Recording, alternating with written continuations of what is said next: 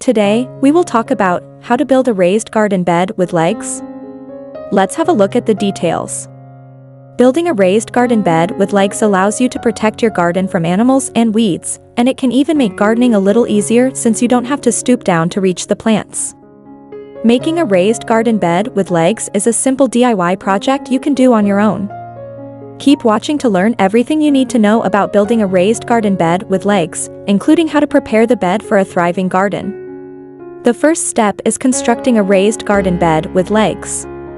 Purchase cedar wood planks. To construct a durable raised bed that is resistant to rot, use cedar wood planks. Cut your cedar wood planks using a saw or other wood cutting tool. First, cut the 8 feet 1 inch by 4 inches cedar planks so that you have 10 4 feet long side planks and 10 2 feet short side planks. Then, cut 4 30 inches legs from the 4 8 feet 2 inches by 4 inches planks. Secure the short sides to the legs. First, drill 2 holes into each end of one of your 2 feet planks, 4 holes in total. Repeat the process so that all 10 of your 2 feet planks have 2 holes on each end.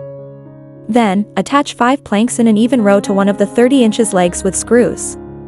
Repeat this step for the other 5 planks so that you have the 2 short sides of your garden box completed. Fasten the long sides to the legs.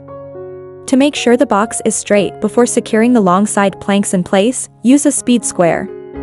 Attach support pieces along the bottom of the garden bed. These will hold up the bottom slats of your garden bed. Cut identical wooden slats to line the bottom of the box. To construct the bottom of your garden box, measure the length between the 2 long sides of your garden box. Then, cut your remaining cedar plank scraps to that size.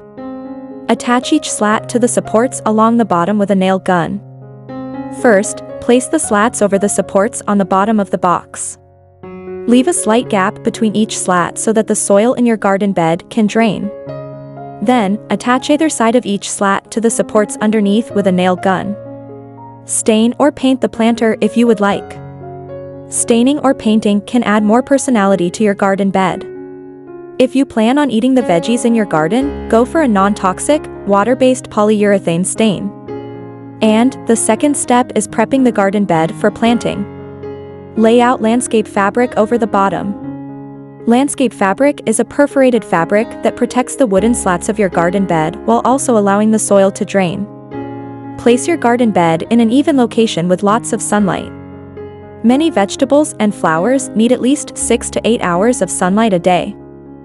To ensure that your plants get all the sunlight they need, place your raised garden bed in an area with access to direct sunlight. To ensure that your garden bed is secure, place it on an even, level surface in your yard or on your porch. Add good quality soil. In general, plants need about 12 to 22 inches of soil to thrive. If you're planting vegetables in your raised garden bed, fill your raised garden bed with 12 to 22 inches of soil. This will be plenty of soil to allow the roots to grow strong. To give your plants all the nutrients they need, consider adding a layer of compost over the soil. Plant the flowers, vegetables, and herbs of your choice. Grow plants and vegetables like radishes, tomatoes, and leafy greens. If you're interested in planting flowers, try poppies, nasturtium, or marigolds. Though you can fit many varieties of vegetables, flowers, and herbs in your garden bed, leave some space in between each seed so that each has enough room to grow. To ensure a thriving garden in the spring and summer, try planting after the last frost.